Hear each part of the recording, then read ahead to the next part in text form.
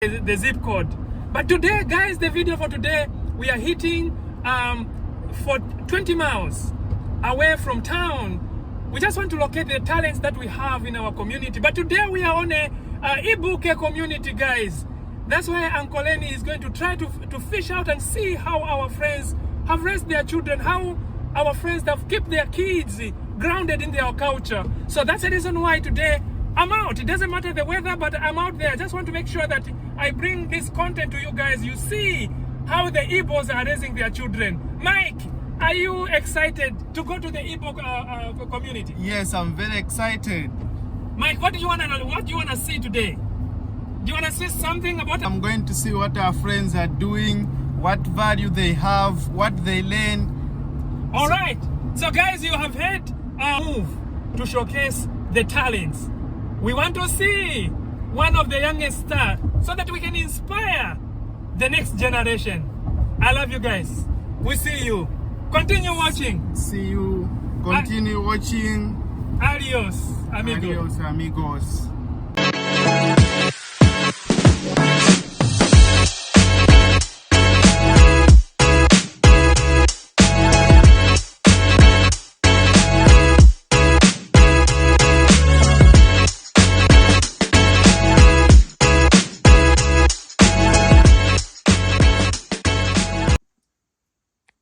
Hello brothers and sisters, welcome to my channel. This is Uncle Lenny, the only uncle in town. And please, I'm so much interested to know where you're going to be watching this video from, and please leave a comment in the comment box. But this afternoon, I'm so privileged to sitting down with Cindy. But let me bring her in. Cindy, you're welcome to my channel. Please introduce yourself to my viewers. Hi, my name is Cynthia Adaeze. I am 25 years old as of this recording, and from Pittsburgh, Pennsylvania, born in Nigeria. But yes, that is me. Adaeze, I'm so grateful. I need to know a little bit about the name Adaeze. I was so impressed when I met you the other day. I said, what's your name? I said, Adaeze. I got so interested. Adaeze, what does Adaeze mean? So Adaeze means, Ada is like the first daughter. Eze means like a king or the chief of the village, things like that. So daughter of a king, aka princess. Basically princess of the home type, or first daughter, but mostly. So yes, Adaeze. So guys, you hear what she just said. What a privilege to sit next with the princess. So Adaeze, I want you to tell us something. The issue is, how did you manage to stay focused in your education, and how focused you were about things of culture? I saw you were so much involved on the previous Ibuke Yam festivals. Yeah. So I want you to tell us a little bit about you, how you're so much involved in culture and, Well, let's see. So I was born in Nigeria. Okay. We came when I was 4, so it's not like I can say that I have an accent, obviously, or that there's no reason that I necessarily grew up in Nigeria or anything. But as I was growing up, we went home quite often. I'll say the first time we went home, I was 8, so that was about 2012. So about, was I 8? No, I think I was 10. Okay, the first time I went home, I was 10. That's what it was. It was in 2008. Okay. That's where the mix-up happened. Okay. So it was 2012, and I was 10. Okay. Either way, I was 10. All right. I don't know the math, but I was 10, and that was the first time I really saw my family. But interestingly, I still always had memories of Nigeria. As coming here as a 4-year-old. But I still always had memories of my auntie and like some of my cousins that were about the same age as me and stuff. So when I went home for that first time and saw a lot of the cousins that were of my age, like maybe we were all maybe a year apart, it was nice to see, family, because I am an only child. Yes. So actually, before I didn't want to take you to Nigeria first. I wanted to find out, how is it like to be the only child? Well, being an only child is not fun. It's not It's fun. not fun. I'm sorry, this is not. I know a lot of people. I always tell people it's not fun to be an only child, but they're like, "Oh, you don't want my siblings." I want siblings. Siblings I are. always wanted them. I prayed about having siblings, but you know, God, it was not in God's design for this family, and that's okay. But growing up, I think because, you know, not having siblings and stuff, I was mostly at home. You know, the people I had to talk to was my parents. Okay. Or the kids, you know, on the street and stuff. But because I was the only child, you know, I would say they were very protective. Okay. It also didn't help that they were both educators Okay. in Nigeria before they came to America. Oh, wow. So my dad was a English college professor at Unizik, I believe, at the time. Okay. MIT. I think it was MIT in or Okay. Anambra, wherever it is. And my mom was a high school teacher. Wow. High school math teacher, if I remember. So they're both educators and both very, you know, disciplinarians on top of that. So they always spoke Igbo to me in the house. Oh, Igbo. Like, it was strictly Igbo. Funny enough, I always responded in English. Wow. So although I understand the language fluently, speaking it isn't so easy for me, but I understand it and I can speak it if I just have to think a little harder. Okay. But because they always speak Igbo, it's the easiest for them to, you know, speak. I think my dad, he probably could have only done like English in the house if he really wanted to. Okay. But mommy, she doesn't care enough Okay. in terms of speaking English. Like, Okay. it's so much easier for her to speak Igbo. Igbo. So that's what she did, you know, and he, you know, follows suit. That's just what they do. That's what they speak to each other. So that's what I heard at home always. Wow. And they made it a point. I remember mommy saying that when we were in Nigeria, they made it a point back then to only speak English to me. Oh, in Nigeria? In Nigeria. Okay. They made it a point to only speak English because Okay. they were like, well, she's surrounded by Igbo people, so she's gonna learn Igbo. Igbo You know what I outside, mean? yeah. Especially because, you know, when we go back to the village, like, we're speaking Igbo at that time. Because Mama didn't know English, so very well at least. Okay. So anyway, so when we come here, my dad made that point flip. He Okay. made it a point. They made it a point to speak the language. That language. Like, they made sure, they said, okay, we're here in this country now. Okay. It's only us, for real. So we have to make sure that we speak our language to me so that I know it. Even if I don't respond back in Igbo, like, they didn't make that a point to, like, force me. Yes. I wish they did now. Okay. I really do wish they did now. But yeah. So I'd say, like, staying within the culture was easy for me because that's all that we only ate Nigerian food. We ate pounded yam and fufu. You know, fufu every day, okra soup, egusi soup. That's what mommy knew how to cook. Okay. And it's, honestly, I'm so sorry, mommy. I love you, but you're not great at Western cooking. I'm sorry. She's not the best. She's just not. But her Nigerian dishes are immaculate, perfect. And plus, the Nigerian food is fresh. It's fresh. She makes it fresh. Fresh. You know what I mean? Everything that she finds is fresh, you know, because you can't just go down to McDonald's and get ofaha, you know what I mean? Or you can't just go and get jollof rice. Okay. You know? So of course she has to make everything fresh from scratch. And, you know, when you're eating that healthy food in the house, when I go outside and I'm like eating processed meats, like, ooh. you can taste the difference. Yeah, I can tell. You know what I mean? Yeah, So that tell. also helped push me to stay towards the Nigerian side of food and, you know, things like that. So from language to food, and then let's talk about friends, right? They always talked about how people find this crazy. Yeah. And I also found it crazy at first. They always told me, you don't need friends. You don't need friends. You do not need friends, right? And what they meant, and at that time it was jarring to me. Yeah, but like, man, know, I'm the only daughter here. Yes, I don't need no friends. Friends? Yeah. What are you talking about? Yes. Right? But what they meant, now I understand older, it was their way of saying, like, you know, if someone's going to jump off a bridge, will you jump off the bridge too? It's their way of saying, like, the people in your life, you have to make sure that they feel like family to you, because family is first. Yes. You know, our family unit is all we have. Like, that's our family. Everybody outside the family needs to either feel like family or they don't need to be here. Right? So you don't need friends. You need people who you can say, this is the people who who will clothe me, who will feed me if I'm down, who will, who I can also clothe and feed, who will have love for me, true familial love, not these, friendships that come and go, who I can really trust with things that are happening with. If I can't tell you what's happening in my household and know you hold it as if it's happening in your own household, you don't need to be here. You don't need to be here. Yeah. So they always say you don't need friends. So the people who I, gravitated towards were the people who I was like, okay, they kind of hold the same values that I've grown up with. They're trustworthy.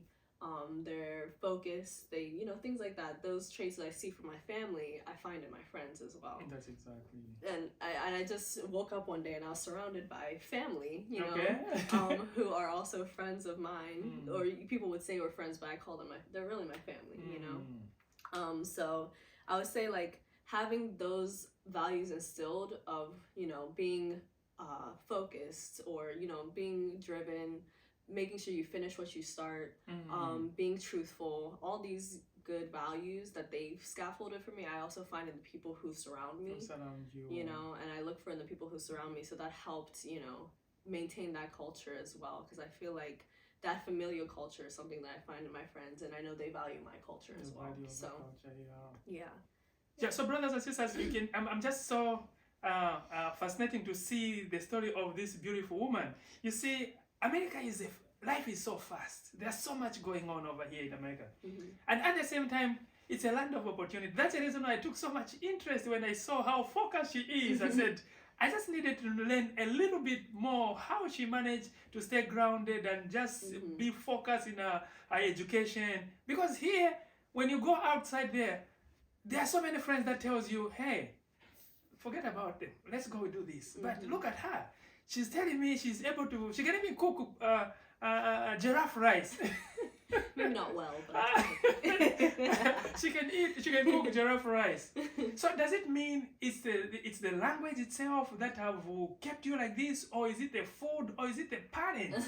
That's very much the reason why I'm very much, or maybe is it because of the friends that you're mixing up around? I think it's definitely my parents more than, food and language is helpful, but some of the people in the Igbo community who are of my age don't speak the language either, but they still have the same values. So it's telling me that it's something instilled within the value system of, that honesty, that truthful, that focus of what you start, you finish. So when I was growing up, I was saying one thing about America is fast, right? The land of opportunity, like you're saying. And we always joke that Nigerians and Africans only have the big five. Okay. Right? That you can only be a lawyer, doctor, engineer, nurse, or like entrepreneur. You know what I mean? Like that's really your only options in a sense. But uniquely, I would say my parents never, they liked those ideas, but they never forced those ideas on me like some other parents would. Some other parents, when they speak of their children, they say, oh, he's gonna be a doctor, or he's gonna be a nurse, or he's gonna be a lawyer, and put those big five in our face. But my parents are always like, oh, she'll be successful. Yes. You know what I mean? So I think they talked about how many activities I was doing. I got the opportunity to make sure that I got to explore anything I wanted. They made that a point for me to explore everything I wanted, and if I wanted to do it, I finished it. Wow. Wow. I saw it through, unless it was just something I really didn't enjoy. So I got to do everything I enjoyed, and I got to do it to the fullest extent. Like, even though I enjoyed it, they pushed me to succeed at it. That's where it was. Like, if you like this, then work hard at it. You know what I mean? So Adaeze. I like calling Adaeze. Adaeze, I want to tell me a little bit the time when you went to Nigeria.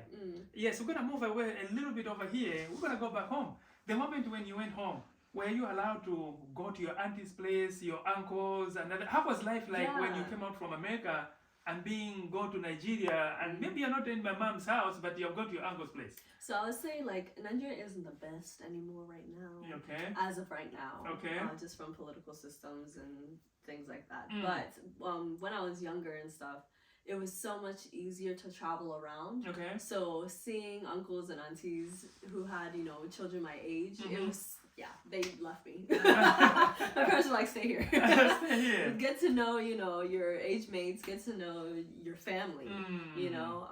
So, and it's lovely that I have such beautiful family on both sides who really care about us, and we, you know, care about them as well. And always stay in touch. Like my parents, my mom always calls them every week. Daddy calls them every week. You know what I mean? So we've always stayed in touch throughout that time. So it was easy for them to be like, oh, this is your cousin. Okay, I've heard about this person. I've never seen them. So there's always that connection. So it was easy for them to just let me stay and, you know, get to know. The first time we went back, we stayed for 3 months. Okay. Whole summer. And that was great. Wow. It was so great.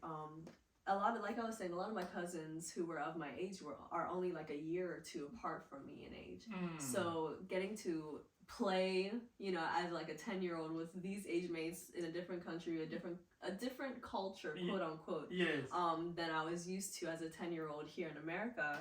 It was easy to see that we're very similar, and they taught me so many more things, like playing Watts is the same as playing Uno, you know, and just seeing the creativity and getting to familiarize myself with my family and make that own connection for myself, right? I think that's the most important part. Like, you can go home, you can see home and things like that, but if you don't have your age mates or don't get to make that own connection, you know, it's a little harder to really care as much, and have people to talk to about your experience or their experience as your age mate. So it was nice to have cousins and stuff like that who are of my age. So Adaeze, do you think that same trip played a bigger role to making sure that you're still connected with home? Absolutely. What? Hands down, yes. Because now not only do I have a connection to people who are of my blood, you know, and no, I have people of my blood there that aren't here. Like, that's my blood right there. That's my family. So yeah, no, it helped immensely, because when people are talking about, you know, here people have a lot of cousins in America, of course. You know, wherever you live, you usually have a lot of cousins. So you're like, oh, well, I'm going to my cousin's house this weekend. I'm going to grandma's house. I'm going to grandpa. I don't have that. You know what I mean? You don't have that. We don't have that here, and but going back home and seeing that, yes, I do have that. I do have that, and that's her picture right there. You know, I do have that, and getting to make that connection, it made it less isolating, in a sense, because I can just call my cousins, or I could FaceTime them now, you know, things like that. Like, it helped me remember that I do have family bigger than this, you know, however many square foot house, you know what I mean? And even just the people that we grew up with who I consider my family, but I really do have family. You know, I really do have a grandma and grandpa, so that helped me stay connected to who I am, because I know where my blood runs. So Adaeze, just in case for some of our young kids that were born and raised over here, but they haven't been to the continent because they are scared, what message do you have for them? Don't be scared. Don't be scared, because most of the time when you go back, it's a culture shock, that's for sure. You hear about, you know, at least from the Nigerian perspective of, you know, NEPA taking lights every day, or, you know, not having running water sometimes, which depends on where you are. Like, Africa is very developed, which is it's sad that a lot of people still think it's not developed, right? Very unfortunate, but Africa is a very rich place. It's more about depending on where you are. At the end of the day, people survive. And I think and at the time when, you know, we did have running lights most of the time, but whenever NEPA takes light, you just turn on the generator. You're not gonna die. You know Actually, one thing I know is that almost every single country here on the planet Earth has got their own issues. So it's not only Nigeria. Even Zambia has got their own issues. Even America itself. Oh my gosh. If you turn on the news, there's other issues that we're going to hear. There's issues everywhere. So you can't say, no, I can't go to Africa because there's this and that, and they don't have that. But people survive. People survive. People survive. And it's not about, you learn that although these issues are happening, it's not about the issues. At the end of the day, you're here to live a life. That's exactly. And your family is part of that life. And at the end of the day, these people know how to, you survive it. It's not like you're surviving off of the wilderness. You're not outside, you know, naked and afraid, you know, exactly. But foraging your own food. No, it's not like that. Yes, you're doing things a little different. Maybe if you're cooking outside, like on the hot fire, you learn that the food actually tastes better when it's not on the pot, when it's not off of a stove. That's exactly. To be honest. most of the time, like, you realize that there's a different way of doing the same thing you're doing here, and you're just learning that different way. It strips a lot of the fluff, in my opinion, like a lot of the things that don't matter externally here, and you realize that I'm still laughing with my cousins and these people and having these experiences that are, you know, just magical, you know, with your family that you would with your friends and stuff like that, laughing, joking, you know, making a fool types of things, playing pranks on each other. It's the same life. It's literally the same life. It takes away all of the extra nonsense of like maybe a PC gaming system that you might not need. And even my cousins have PC gaming systems. Just because we stay in the village doesn't mean we have to stay in the village. Like, there's still cinemas, there's still so much to do. Go there and know who you are, because that life, like African life, is so much better in my opinion than American life, because it has that, there's an ease. There's an ease in life that's filled with family and laughter and joy. And that's just the way the culture is. And you won't understand what I'm saying now if you've never been back home. You won't understand. Wow. So brothers and sisters, you see what she's saying, that when you're home, the setup is very different. There's that kind of, you know, when she was telling me like this, it just reminds me when I'm at home. Because I can just walk into any of my grandmas, Grandma, I'm hungry. They says, what do you need? Do you need Nshima? So they just at that part. So in case you guys haven't even have chance to go to Africa, I will encourage you to make a trip. One summer, just go and visit.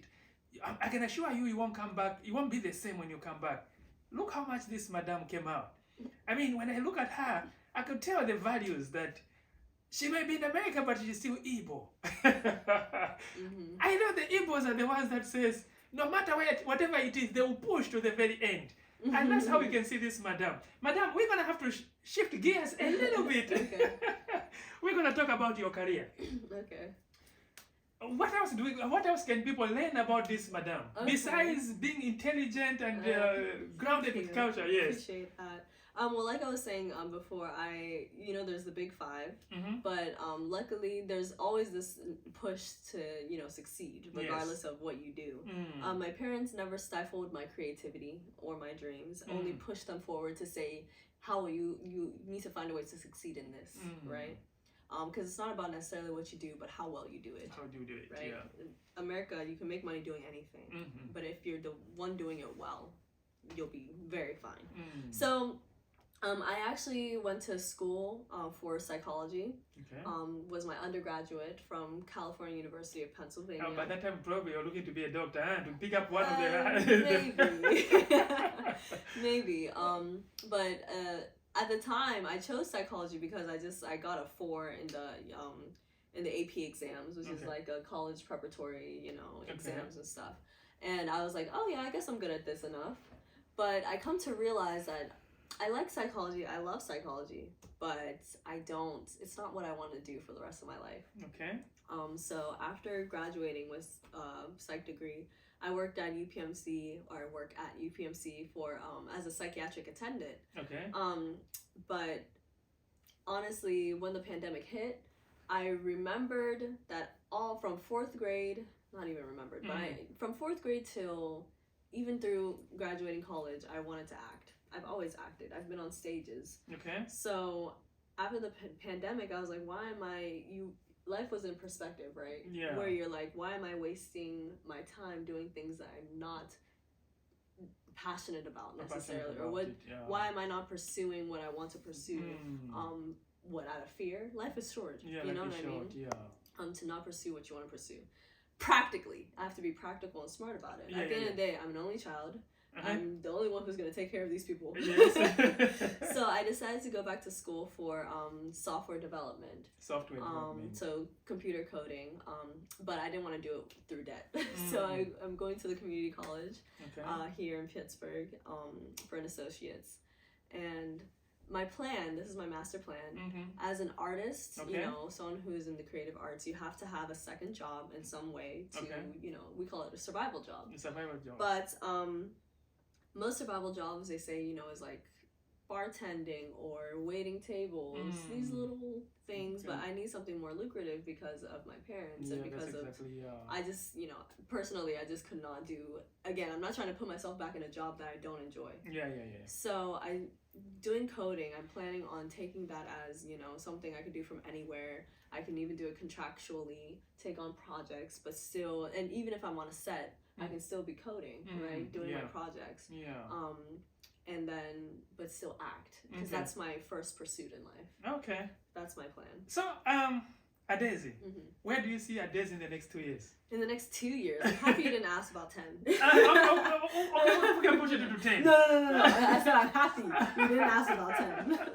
But 2 years, I hope to at least have completed a feature film as the lead. I'm hoping to have landed a national commercial. I have a regional commercial and I have a local commercial. On my goals board that I keep on my phone is a national commercial. Hopefully I'll land that by the next 2 years. I hope to at least be featured in a streaming service. So whether it's Netflix, Hulu, something like that, not as a background character, but as, you know, a speaking role. Now, when it comes to like acting and performing, I'm realistic on, you know, sometimes it takes a long time to find those things. And most of the time, whenever you're cast, it's not because of you. Sometimes it's not about your talent. Sometimes it's about, did you look right? Yes. Did you sound like the part? Did you dress the part today? You know what I mean? Were you tall enough? Were you short enough? It's most of the time it's external things that contribute to whether you got the part or not. So all I can do is push and be the best at the craft that I can be, and continue to do my best. So I know within 2 years I may not be in a big movie. I hope so. But at least in the 2 years I'll have those things checked off and be working towards. But the good part, if I check around, I can see you are beautiful enough. You are tall enough. You have everything what it takes to put up front over that side. Thank you. So and I believe it in my head as well. Yes. But you know, some of these things, it's confidence. What you need to do is, once you take the fear away, and the fact that you're coming from a home where God is the center, God will push you up there. Absolutely. We can't wait to be seeing you in Hollywood. I believe. So, are you planning to also one of these days to start seeing you in Nigerian movies? I mean, if they call me, I'll come. If they call me, I'll come. So the doors are open. The doors are open. Like, depending where the wind will blow, you go. For me, like, acting isn't about being in a big movie necessarily. That's where the money's at. Yes. But I'm acting because I love it. That's exactly. What I mean? And I, like you were saying, is the confidence of it. Although some of these outside factors take precedence, I always say, like, in my head before I perform, is that I have to make them see me in that part. You know, not whether I was the part they were looking for or not, I have to make them see me. Guys, listen, this has really touched me. Whatever she was planning to do, she says, I have to make them see me. This has got so much, because you see, in most cases, we want to be at the back. We like to defeat ourselves. I'm from Africa. I'm from somewhere else. Maybe I don't speak good enough. I'm not. But the fact that she's saying, I want them to see me, that's a point. So guys, see to it that whatever you want to do, do it, be the best. Right. Don't defeat yourself. Don't just say it. Sometimes, you know, mind itself can either make us to make it, or we can make us to fail, because we are disqualified ourselves. Right. Who would knew that Uncle Lenny would be sitting down with Adaeze today? I even think it's important what you said about some people looking at their attributes, like saying, oh, but I'm from Africa, but I don't speak well. I think you have to flip that notion of, say, I am from Africa. That's exactly. I speak a different language. It's like them, I don't, even if I don't speak like that, I don't need to speak like you. That's exactly. I speak like me. I speak like my people. And that's what you're missing. That's exactly. You don't have what I have. That's exactly. So this is why you need me. Wow. Because you don't have what I have. What you have is unique. It's unique. You don't have me. So why would you not want me? That's exactly. It's a way to expand ourselves. You know what I mean? Like, you love these diverse groups because you're learning something new from someone. So you have to tell them, this is what you can learn from me, because I don't know this language and I come from a different experience and I've grown up in a different experience. So this is why you need me. So I can show you what you're missing. Wow. So brothers and sisters, you can hear that Adaeze did not look on these other 5 things, but she just wanted to do her own things. In case for our brothers and sisters, the young kids that are still on the crossroads to say, maybe this industry is not for me, what message do you have for them? As in like the acting industry or whatever? Yeah, in general. Okay, so I'll because say, you see, they're just certain industry, they're like, this is not for us. Yeah. But look at you, you did not just focus to say, because all Nigerians has to be doctors and nurses and the professors and other stuff like that. You wanted just to do your own things. Yeah. But do it well as a Nigerian, right? So it's like, I would say, if you feel like what you're doing is not right for you, or there was always something that was in the back of your mind, like I should have done this instead, or I would be happier doing this, go do it. I mean, but be practical. That's the only thing I say. If you can survive and know you can do it well, it's not going to be easy. Just because, like sometimes the job that you're doing now was easy. Whether, for example, one of my favorite actresses, Yvonne Adaeze, or people know her as Yvonne Orji, which is not Orji, it's Adaeze. She was in med school before she realized that she wanted to do comedy and wanted to pursue, entertainment. And then she became Molly on Insecure because she took that step. She took that step to say, I'm gonna leave med school to the disappointment of my parents. I can imagine. But to my Nigerian parents. Yes, I but think I'm I'm going to disappointed. Very disappointed. However, she started her own web series and did it well. Learned how to do it well and her best, and brought something new to the table. Her web series was about living as a Nigerian child, literally with these Nigerian parents and their ideologies, and it was hilarious. It was funny, and people resonated with that because they saw something that they did not have that she had, right? And she brought herself to the stage, right? She brought herself into that industry and did it authentically and to her best ability, and was able to become one of the highest paid, like a very well paid actor and performer, because she took that step and said, this is what I'm passionate about, but I'm gonna do it with persistence. That's right? Exactly. So I'm hoping it's the same for me. But just do it. So whatever. If you're not comfortable where you're at the end of the day, like see if that's truly where you need to be, or if you want to pursue something else that you can do, even if you're not the best at it, but you're going to be passionate about it, right? And at the end of the day, hard work trumps talent. That's exactly. Always. Hard work. Always. You can be the best memorizer of something, or you could be super talented at dancing, but you're going to be beat by the person who dances daily. Just because you're a good dancer, or just because you're a good doctor naturally, you're still going to be outread by the person who does the research more often. Every day, right? Yeah. So at the end of the day, even if you're not the best at it now, if you know that this is something that you can do joyfully daily, do it. Because you'll probably beat a lot of people who would just do it just because they're good at it. Adaeze, I want you to tell me something. Yes. You are Igbo, right? Tell me about Igbo. Tell me what what does it mean to be Igbo? No. Igbos are go-getters. And you know what I mean? It's always that pushes about being an Igbo. Wherever you go, one will tell you, honey, I'm Igbo. So that means nothing will stop them to get anything else they want. How does it like to be an Igbo? What is it like to be Igbo? I think like when I was in school, I did a lot of activities. Too many, in my opinion. But I made sure I did them to the best of my abilities, because if there was one thing stopping me in one direction, my first instinct wasn't to give up or that it's hard. It's to pivot. That's always my first instinct, is to pivot, not to stop or not to keep pushing to the same extent that, like, not pushing on a wall. It's to find a way to go around the wall. Like, I think being Igbo is about finding a way to be creative and succeed. Right? That's exactly what I was looking for. One thing I've learned, guys, about the Igbos, there's no room of giving up. Unfortunately. And one thing I've learned that if there's no Nigerians around you in that area, move. So for me to ask her what it means to be an Igbo, I know that even when she's pursuing this career, she's gonna get it. And we can't wait in the next couple years to start seeing, that's Adaeze. You can check out on Uncle Lenny's channel. Okay. So Adaeze, do you have any last message for the young generation? Because right now we're gonna speak to the new millennium, that there's so much they can do in this land.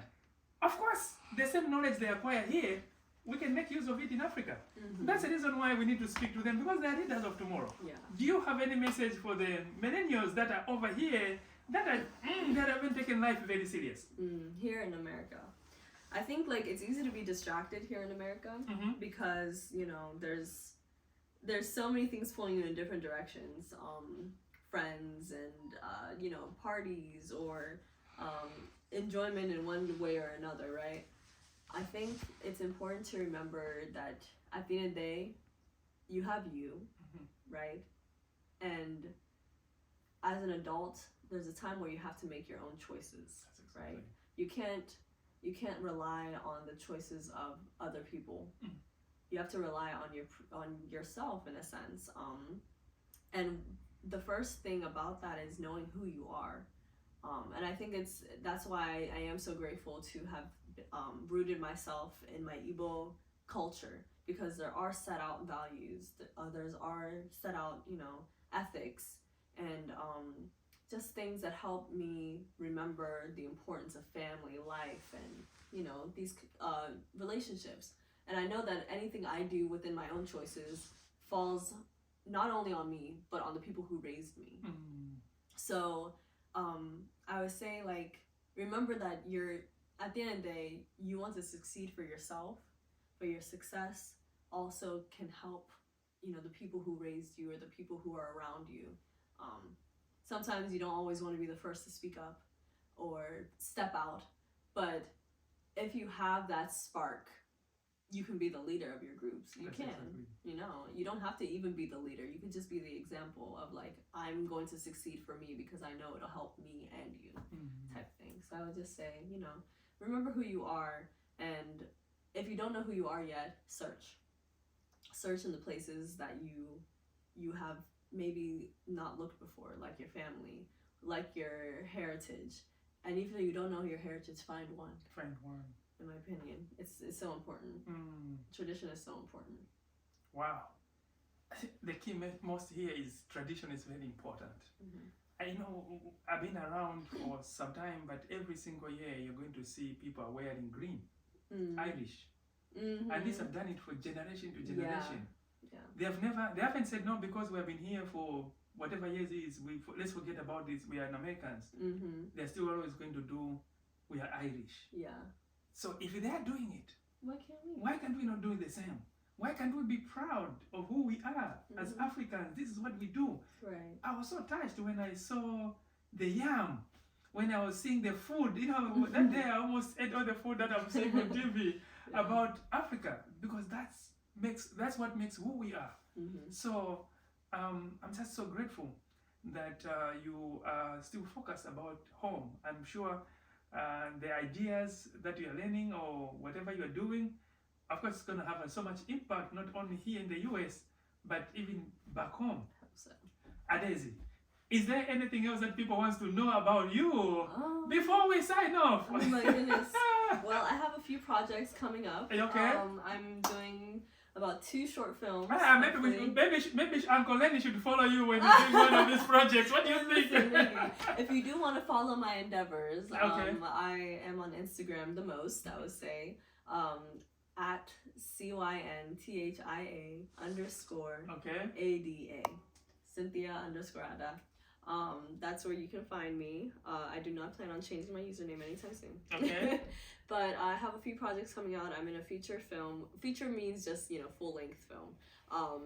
And, we have some... I'm also part of 3BT, which is a production company, as well as UniQ Arts. which is another production creative company. Okay. So we have so many things coming up. So just tune into So a lot of that. is there any specific movie that we can be looking at? Do you have the title of the movie? Okay, so that I can sitting up online to see if Adaeze is gonna pop up anytime soon. Well, hopefully. So the feature film that I'll be in is called Max, Son of the Damned. It is more like about like witches and spell casting, but I think having this fantasy, I like fantasy a lot because it helps you escape a little bit and just think, what if? I'm Catholic though.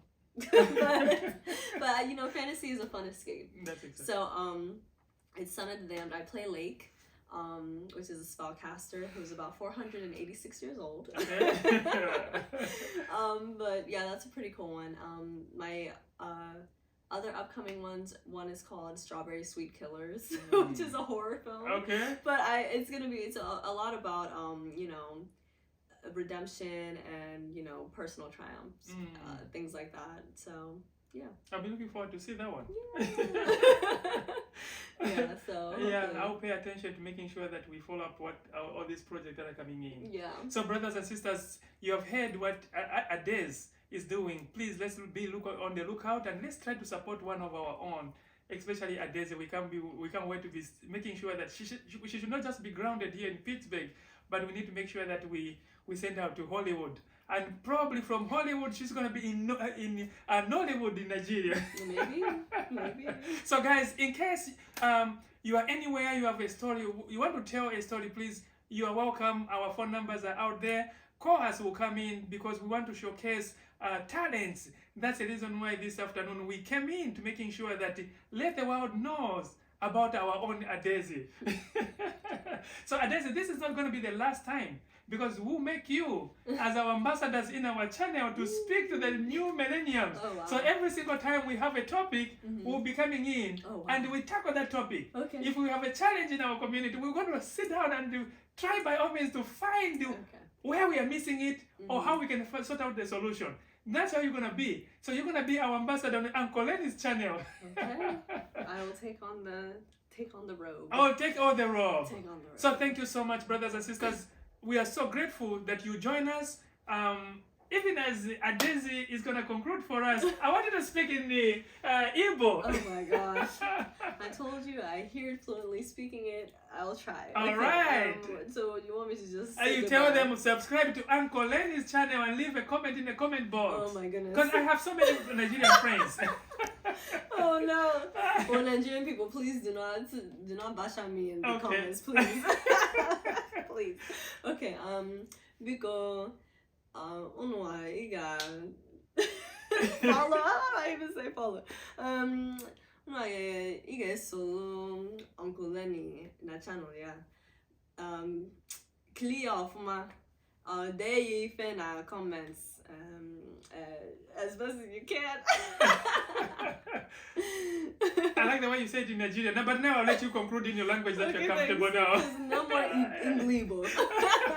But yeah, no, make sure you comment and subscribe. Tell us your favorite parts about this and what you feel like you learned from this discussion. And hopefully we'll see you in the next video.